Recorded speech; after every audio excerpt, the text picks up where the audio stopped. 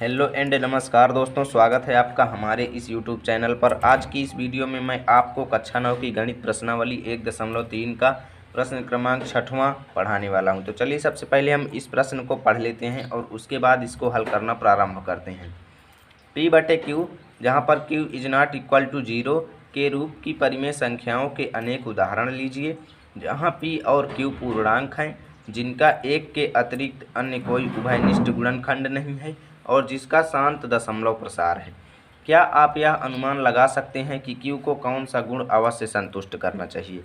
यानी इस प्रश्न के कहने का मतलब ये है कि हमको परिमेय संख्याएं लेना है, यानी कि 2-3 परिमेय संख्याएं लेना है, 3 हमें उदाहरण लेना है या फिर आप कई उदाहरण ले सकते हैं। ठीक, जहाँ पर P और Q पूर्णांक हो तथा हर जो है वो 0 ना हो। ठीक, और ये कैसा लेना है, जिनका एक के अतिरिक्त कोई अन्य गुणनखंड, यानी कि वो सह अभाज्य संख्याएं हों जिनका एक के अतिरिक्त कोई भी गुणनखंड ना हो। ठीक, तो सह अभाज्य उन्हें कहते हैं। तो सह अभाज्य संख्याएं लेना है और हाँ, उनका दशमलव प्रसार भी शांत होना चाहिए। दशमलव प्रसार उनका शांत होना चाहिए।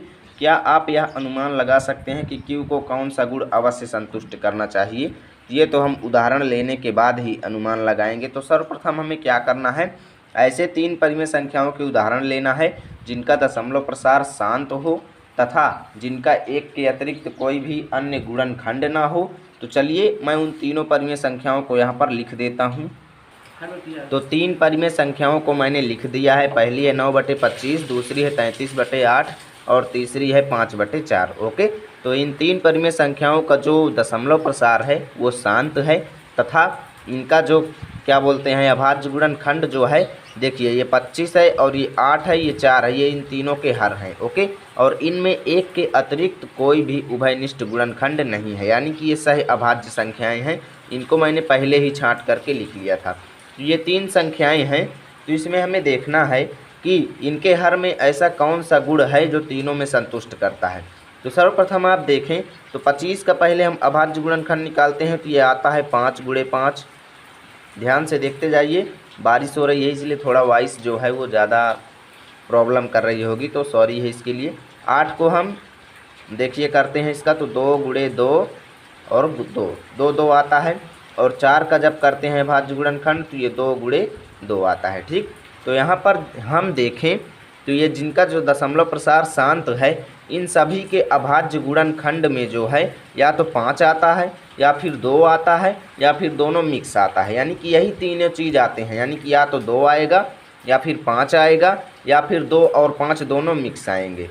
यानी कि जिन परिमेय संख्याओं का आता है, इससे हम क्या निर्णय लगाते हैं, क्या निष्कर्ष निकालते हैं कि जिन परिमेय संख्याओं का दशमलव प्रसार शांत होता है उनके हर के अभाज्य गुणनखंड में या तो 2 आएगा या फिर 5 आएगा या फिर दोनों साथ में आएंगे। इसके अतिरिक्त अन्य कोई भी गुणनखंड नहीं होगा। यदि इसके अतिरिक्त कोई अन्य गुणनखंड होगा तो वो परिमेय संख्या अशांत हो जाएगी। जैसे 3/11 यदि हम ले लें तो 3/11 में आप देखें तो हर में क्या है, 11 है।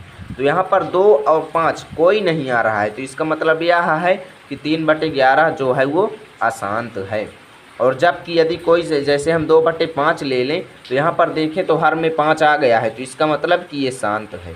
तो ये एक ट्रिक नुमा हमको मिल जाएगा। यदि हमें बिना भाग दिए हुए पता करना है कि कौन परिमेय संख्या शांत है कौन अशांत है, तो वो हम एकदम ईजी तरीके से पता कर सकते हैं। तो हमने इसमें क्या गुण निकाला कि सभी शांत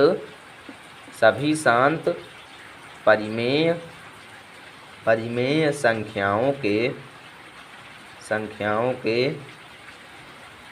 हर में 2 तथा 5 के अतिरिक्त अन्य कोई भी अभाज्य गुणनखंड नहीं होना चाहिए। ये अभाज्य गुणनखंड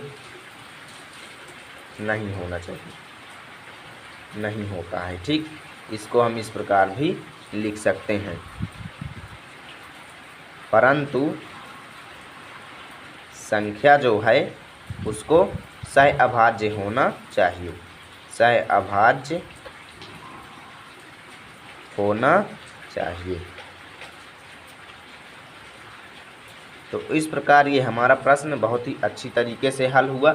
यदि वीडियो अच्छा लगा है तो लाइक कीजिए एवं शेयर कीजिए। यदि आप हमारे चैनल पर नए हैं तो चैनल को सब्सक्राइब जरूर कीजिए। मिलते हैं आपके साथ अगले वीडियो में अगले प्रश्न को लेकर।